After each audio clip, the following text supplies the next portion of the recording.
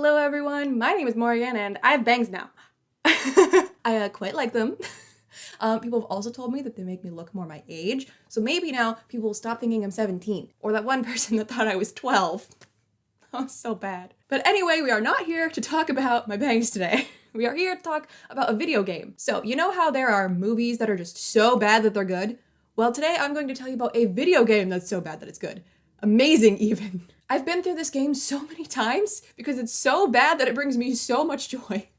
I love this game for all the wrong reasons. I am talking about the 2002 horror game Clock Tower 3. Now, Clock Tower is one of those series where you don't have to play the previous games to understand the later ones, but just to look back at the previous two games for a second, they actually seem decently scary. This game... Scary is not the word I would use to describe it. In fact, I would sooner call this a magical girl game than a horror game.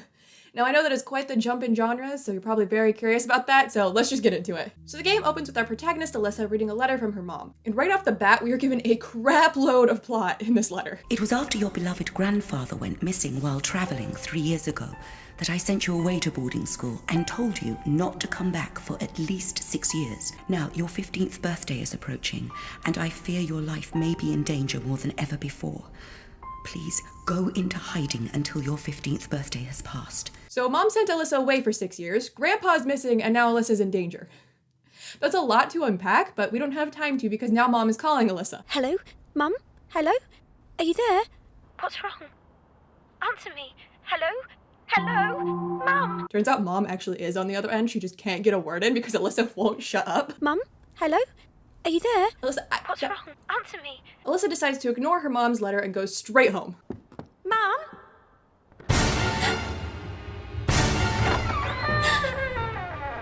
Can we talk about the fact that the music scared Alyssa? Because the door didn't start opening until after it played. I like that this is not the game's OST. It is actually playing in-universe and it jump scared Alyssa. Alyssa goes into the room and there's this creepy man in there, but Alyssa just assumes he's a lodger. She asks him if he's seen her mom, but then he starts getting weird. You are all alone in this world now, little girl. My sweet Alyssa. I've been waiting so long for this moment. Get away from me!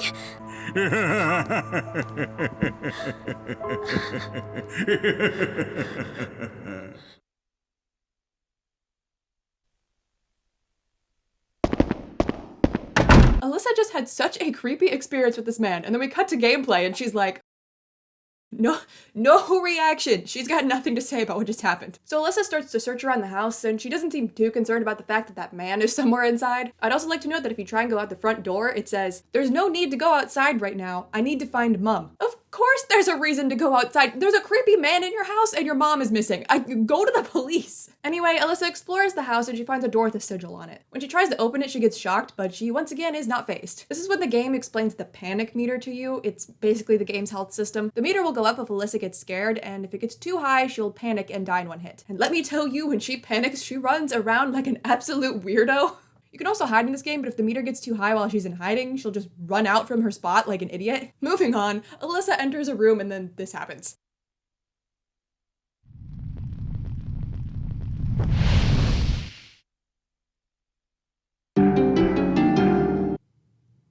Huh. Who would have thought there was a hidden room here? That's all you have to say, Alyssa?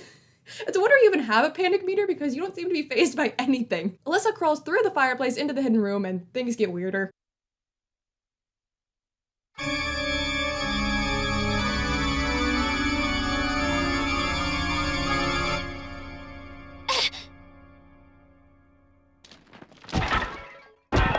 Just wait.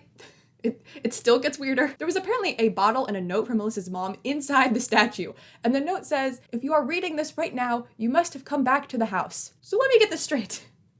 You knew that if Alyssa were to go back to the house, she would go upstairs, and at that exact moment, the fire in the fireplace would go out. She would crawl through the fireplace, see the statue, the eyes would bleed, and the head would fall off, revealing this note. She's honestly so lucky Alyssa even found this note because what were the chances of this plan working? I mean, apparently the chances were pretty good because it worked.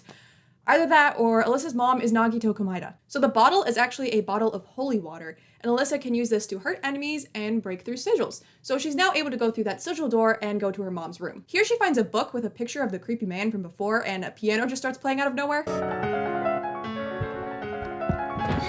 Who's playing that? Where's the sound coming from?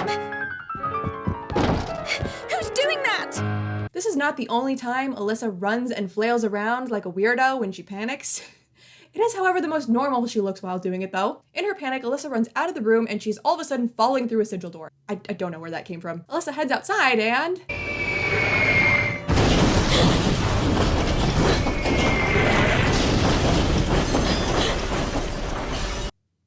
Okay, talk about whiplash! Alyssa carries on her way, though, and finds a poster that says it's Christmas Eve 1942. So we were in her house, and now we're in World War II. Makes sense. So now the game introduces this sort of side thing you can do. Basically, there are ghosts, and you can bring them items from when they were alive, and it helps them move on. I bring this up because they all make the same exact hand motion whenever you bring them an item, and I just think it's funny.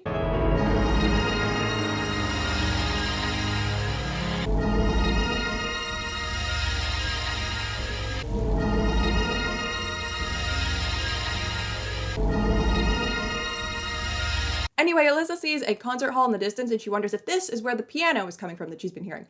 That is one loud piano if that is the case. Eventually, Alyssa comes across a tailor shop and she goes in. Here she finds a note from the owner of the shop to his daughter May, and we learn that May is all alone at night because her father is off at war. Further in, there's a room with blood on the wall and a newspaper titled, "Christmas Tragedy, Young Pianist Brutally Murdered." Turns out after May took part in a piano concourse on Christmas Eve, she came home and was murdered.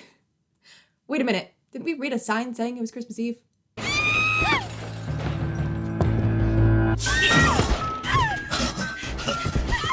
Oh shit! I killed her.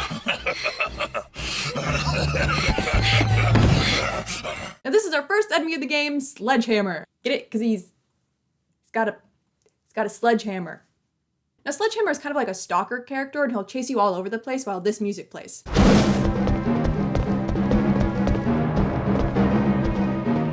I know this music's probably intense to some people, but I just can't take it seriously, especially when Sledgehammer runs like this. Now you can deal with enemies by either running from them, dousing them in holy water, or hiding from them. Now you may be wondering, does hiding still work even if you jump into the hiding spot right in front of the enemies?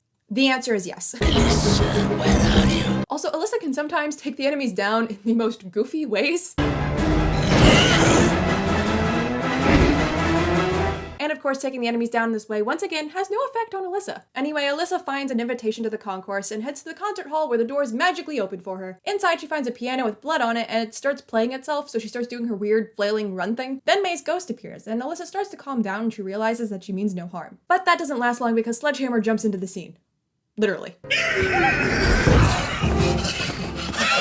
Alyssa runs around the concert hall solving puzzles, finding items, and beating Sledgehammer with suitcases. She eventually finds some pliers and takes them back to the tailor shop to open a door that she couldn't go through before. She finds a box full of items belonging to May and her father, and there's a flashback where May sounds nothing like a little girl. I'll be all right. But what about you? The dad has a pocket watch that plays a song, and May says that she'll play this song at the piano concourse on Christmas Eve. Whoever wins gets their song aired on the radio, so her dad will be able to hear her playing on Christmas Eve, and it'll be like they're together.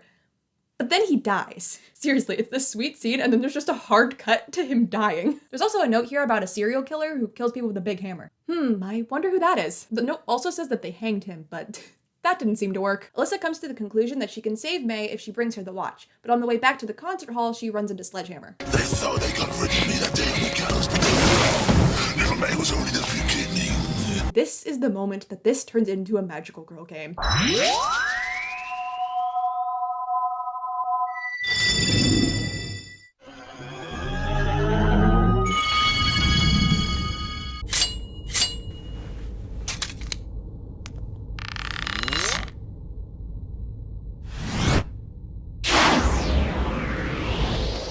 That was literally a magical girl transformation. Like, I'm not even joking. The further we go, the more magical girl this game gets. Alyssa kills Sledgehammer with her newfound powers and gets one part of a clover necklace. That'll be important later. She takes the watch to May, and it allows her to move on and reunite with her father in heaven. It's a sweet scene until this happens.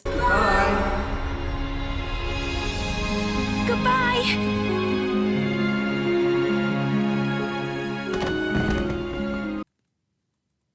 Oh, Alyssa. So after she falls flat on her face, Alyssa wakes up in her bedroom, and this is when we are introduced to the best character in this game with the weirdest introduction. Dennis?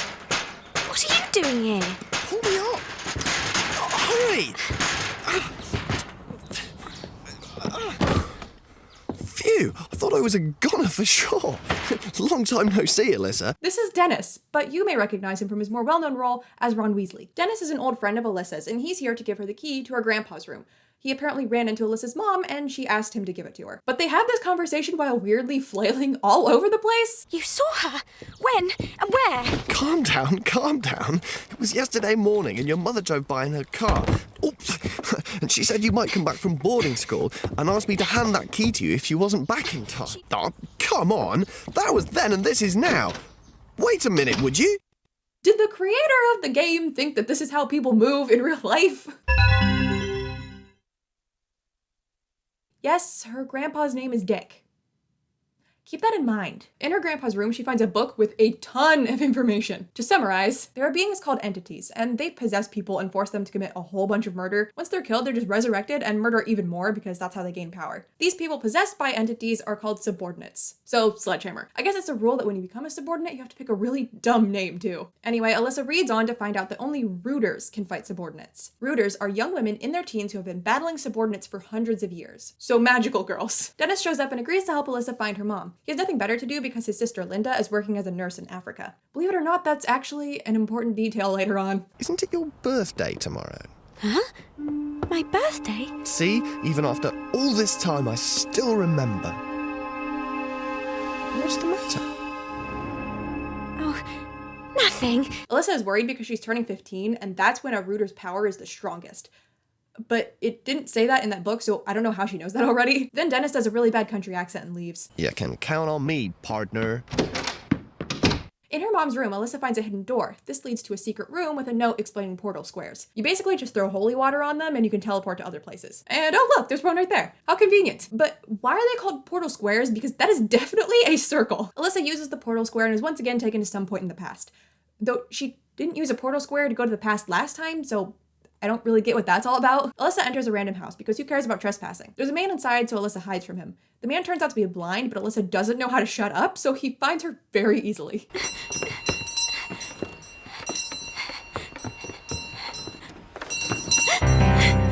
Who are you?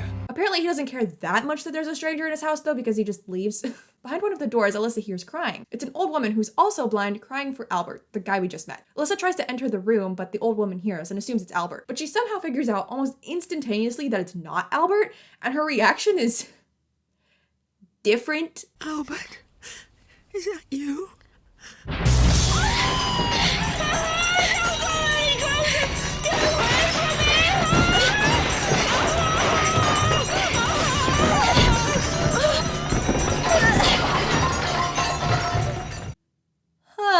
I originally thought that this meant that the old lady had telekinetic powers, but no, she never does this again. Wandering around the house, Alyssa finds Albert's diary, and he writes about how their relative, John Hay, who they don't even really seem to know, shows up at their house and wants to stay there. Albert is like, this guy seems pretty weird, but his mom, the old lady, is like, nah, it's fine. Alyssa finds a hole under a bed and she goes down it, and it leads into the fireplace on the bottom floor. So there's just a fireplace blowing smoke into the bedroom above it.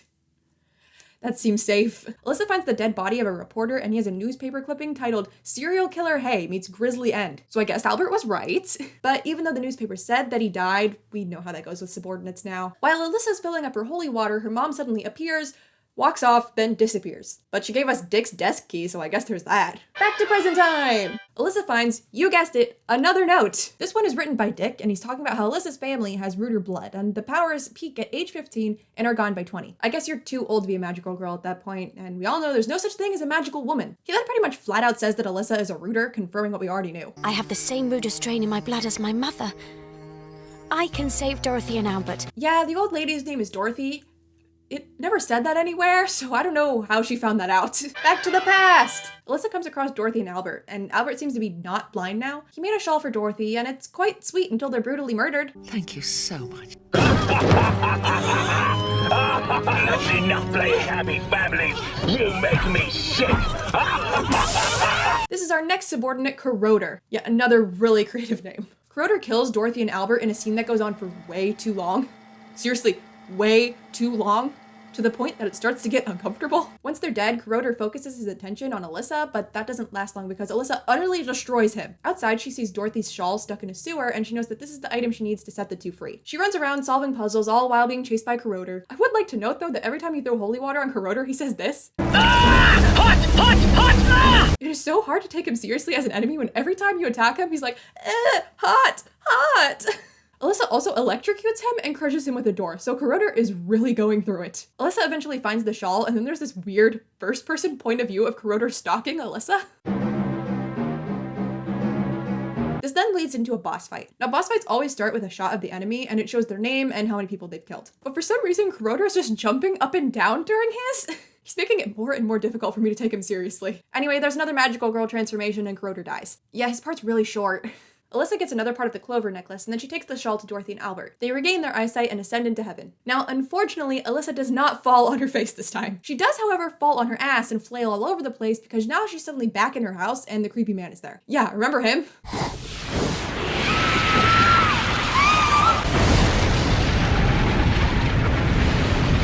Okay, number one, I have no idea how he did that. Number two, where's Dennis? Is he okay? He was in the house, wasn't he? Did he survive that? So now the house is a clock tower. There's the name of the game. Alyssa and the creepy guy are at the top of the tower, and he keeps talking about how at midnight Alyssa will turn 15 and they'll be united together and have eternal life and a whole bunch of weird creepy shit. He also mentions that Alyssa's mom is already dead while spinning her around for some reason. But your mother was killed by a subordinate long ago.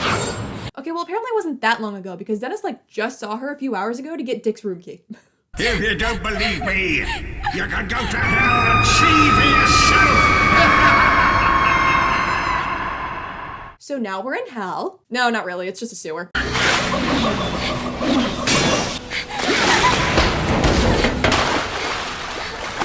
Alyssa! Now we meet our next subordinate, Chopper, because he throws axes.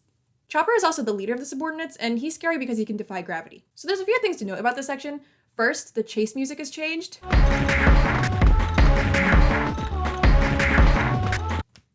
Let us have a moment of silence for that beautiful track.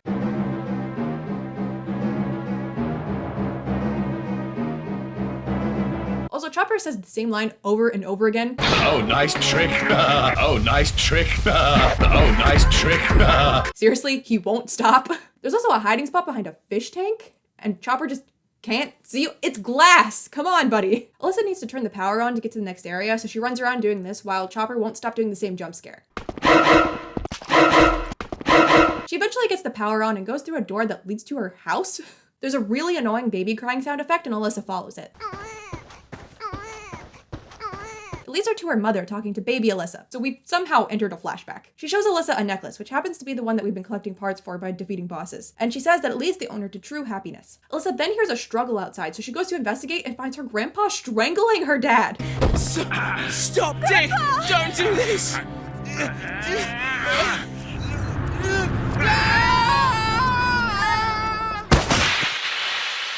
I guess you could say Alyssa's grandpa's a real dick.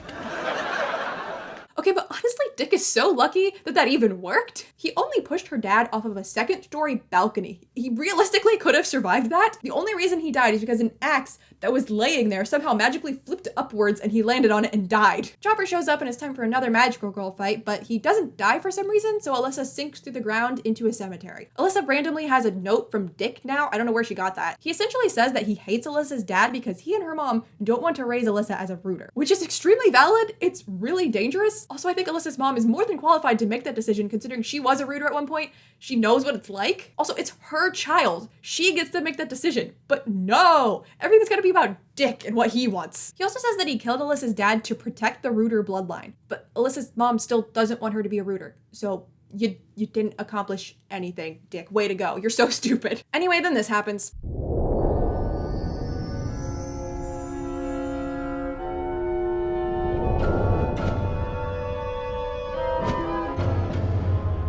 These are the ghosts of dead rooters, and they are for some reason putting on a play about how they died. Those cursed entities. I just wish I could be resurrected to fight them. What a shame. A subordinate stole my heart from me, and the entities used it to perform the ritual of engagement. I'm sorry. You're saying a subordinate stole your heart and used it in a ritual, and all you have to say about it is, what a shame? What a shame. The ghosts all disappear before Alyssa can figure out whatever this ritual is, and oh hey, Chopper's back! This graveyard is full of the bones of those who I have destroyed! Oh, how nice of Chopper to give all of his victims a proper burial. He brings up the ritual of engagement again and how he needs her heart. Then you have to solve this puzzle while Chopper chases you around in super close quarters, and it's stupidly annoying. You also find a note explaining Chopper's past. Basically, he got friend-zoned by a girl, so he killed her and then went around killing a bunch of other girls too. I hate how this one's a little too real. Anyway, then he was caught by villagers and killed, but then was resurrected as the leader of the Subordinates. I wonder who gave him that title. Alyssa was just self-proclaimed. After more tedious puzzle solving, Alyssa somehow does this. Alyssa enters the portal and is now in a cave. She finds writing on the wall explaining what the ritual of engagement is. If thy true desire is to become an entity, there is no purer path than this. Remove the heart of a 15-year-old ruler of the same bloodline, and before the beat of her heart is stilled, drink deeply of her blood. Thus will the ritual of engagement be completed, and the dark power of the entity shall be thine. But who? Who wants to drink my blood to become an entity? Alyssa, I think it's pretty obvious. How about the guy in your house who keeps talking about being together with you forever?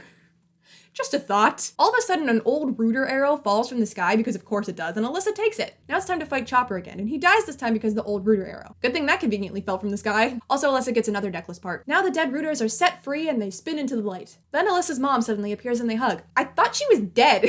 The reunion is short-lived though, because the creepy man shows up and takes the mom. Now Alyssa is suddenly back in the clock tower and Dennis is there. Glad to see you survived whatever exactly happened to the house. She tells him that she can't defeat the creepy man without all 4 pieces of the necklace, but it never said that anywhere. And her mom never said that either, so I don't know where she's getting that information. Dennis promises to help there, and then they're just suddenly outside. Like, the cutscene ends, and they're just outside now. They're walking through a town when Dennis's sister starts calling out to him from a window above. Yeah, remember Dennis's sister, the nurse in Africa? I told you that'd be important later. Dennis runs to her, and you'd think Alyssa would be suspicious given the circumstances, but no, she doesn't care. If you haven't already guessed it, this isn't Dennis's sister. No, we are actually about to be introduced to our next 2 subordinates. That's right, there's 2 this time. The twins, Scissor Man and Scissor Woman, and they have quite the entrance. Dennis, watch out! I missed you too, Dennis.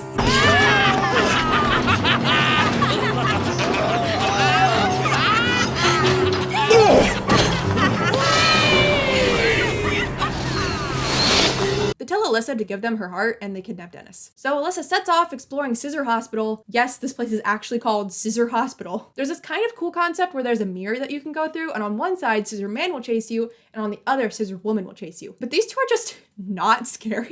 Like, Scissor Man has this weirdly gentle sounding voice. Come on, Alyssa! And Scissor Woman just won't stop saying snippity snap, and I can't take it seriously. Snippity snap! If anything, they just look like Sailor Moon villains, which I guess is fitting for a magical girl game. After running around the hospital, Alyssa finds a portal square. It takes her to the outside of the clock tower, and Dick is there, chanting like a weirdo. Yodohe Adohe Adonai Ton Nehe Shibolat. Alyssa follows him into the clock tower, but not before picking up a note that he seems to have stupidly dropped on the ground. He wrote the note on Alyssa's 10th birthday, and he's worried because every step she takes towards adulthood is a step away from him. This is the weirdest grandpa ever! He learns about the ritual and is like, it'd be pretty awesome to be with Alyssa for all eternity. And he calls her his beloved. This man is so weird. He also learns about the legend of Lord Burroughs, and supposedly if you decipher his crest, then you can become an entity. That was really weird, but moving on, Alyssa enters the clock tower, and the music that plays in this section is just a 5-second loop. Like, it is the same 5 seconds, just looping over and over again.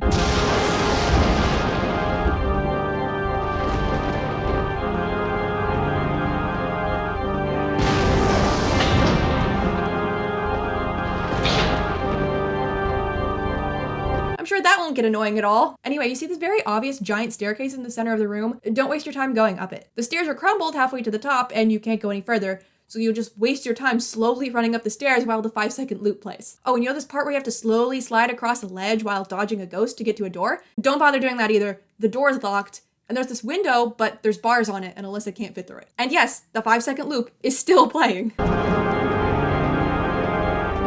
Instead, you have to find this note that says one of the bars on the window can be removed. Then you can go through it. Oh yeah, and in case you were wondering, the Scissor Twins are still here.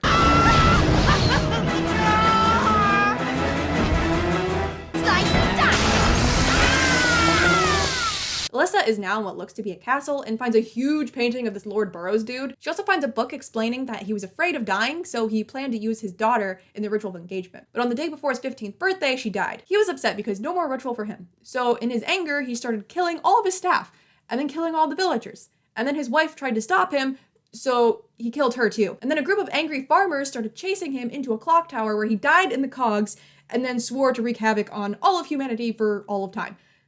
Seems like a swell guy. There's also a note from Dick here. I don't know how that got here. I guess he found the castle and discovered that Lord Burroughs had a son that carried on the bloodline, making Dick and the rest of Alyssa's family relatives of Lord Burroughs. A projector suddenly turns on and we see that Dennis is really going through it. Dennis! Alyssa makes her way to Dennis and the twins are jumping around like weirdos. Then Dennis dies. Nah, just kidding, just kidding. They were just joking, it's fine. Dennis is fine. I don't know how only the part of the stairs where Alyssa was standing crumbled, but I think I just need to stop questioning the logic of this game. Alyssa finds a book explaining that the twins worked as torturers and executioners for Lord Burroughs. The villagers killed them, but we know how that goes. They were resurrected as subordinates. Now we're back in the room with the projector and it suddenly turns on and we can hear Dick doing his weird chanting.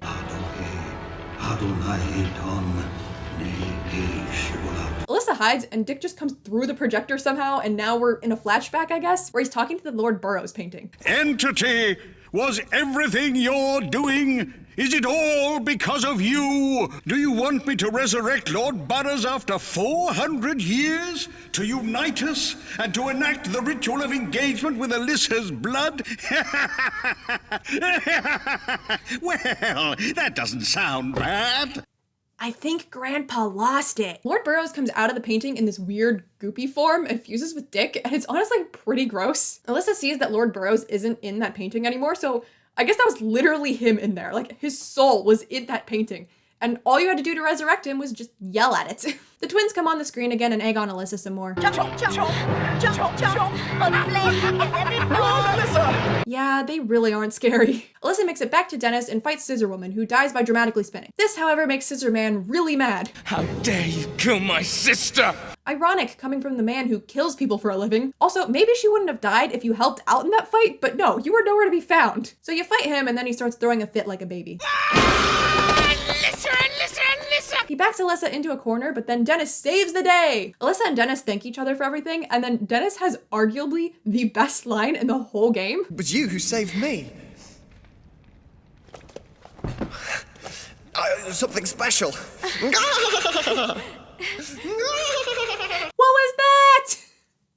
Was that a laugh, Dennis? What? Anyway, Dennis's weird laugh is cut short because they're suddenly back in the clock tower and we can now hear the voice of the creepy man, who we now know is Dick. If you want to save your mother, come up to the top of the clock tower. I'm very confused on the status of the mother. Like, Dick said she died long ago, but then she's been showing up throughout the game and she gave Dennis that key, so like, is she dead or not? The real identity of the Dark Man, it's my grandfather. Since when are we calling him the Dark Man? Like, you've never called him that, Alyssa. Not once, until this very moment. And it is for that reason that I'm still going to call him the Creepy Man. You can't stop me. Anyway, Alyssa leaves Dennis and runs to the top of the tower where Dick is. Your mother is right there.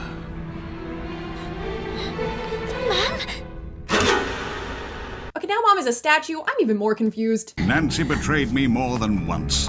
She married that weak, lily-livered, good-for-nothing Philip. And then she tried to prevent me from becoming one with my most precious granddaughter. Yeah. Of course she'd try to prevent that.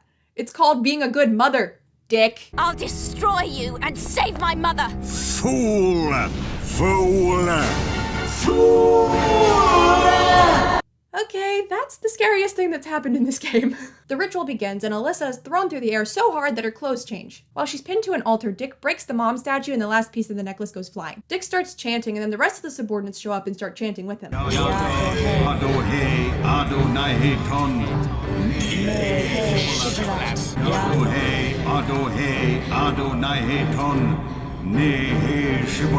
Dennis saves the day yet again by throwing the last piece of the necklace to Alyssa. It blasts the subordinates away and now Alyssa is ready to fight. But not before Dennis gets thrown off the side of the clock tower. Alyssa!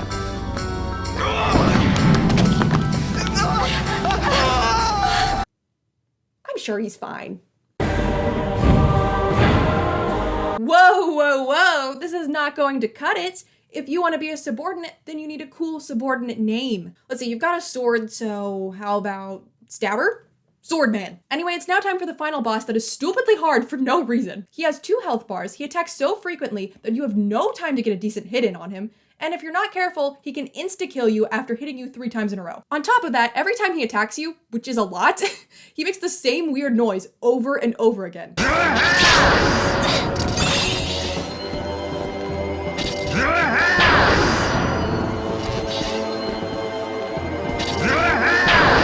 Eventually, the torturous boss fight finally ends and Alyssa's trying not to fall off the clock tower. My dearest Alyssa, you always were a spirited child.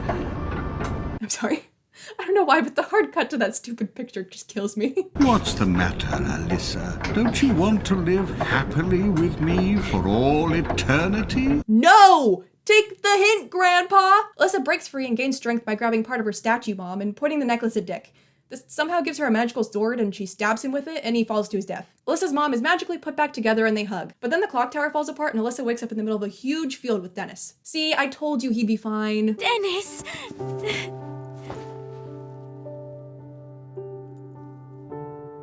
Mum, we did it. We did it, Mum. So is she dead?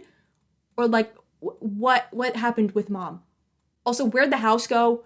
And where are they right now? These are all very important questions that we will not get the answer to because the game is over. Woohoo! And that is Clock Tower 3, a game so bad that it is so good. This game is a hot mess in every way, but that's what makes it so enjoyable. And I hope you enjoyed this video. Let me know down in the comments why Dennis is the greatest character to ever exist. And I guess you could also let me know if there's any other video games, movies, anime, shows, whatever that you want me to do this kind of video with. Also, some of you guys have been asking if I have any other social media that you could follow me on, so I made a Twitter, and I will link it down below. I can't guarantee how much I'm going to use it because I'm not much of a Twitter person, but I will try. I'll try to use it to communicate with you guys. So you can follow that if you want. But anyways, that is going to do it for me today, guys. I hope you enjoyed and I will see you in my next video. Bye!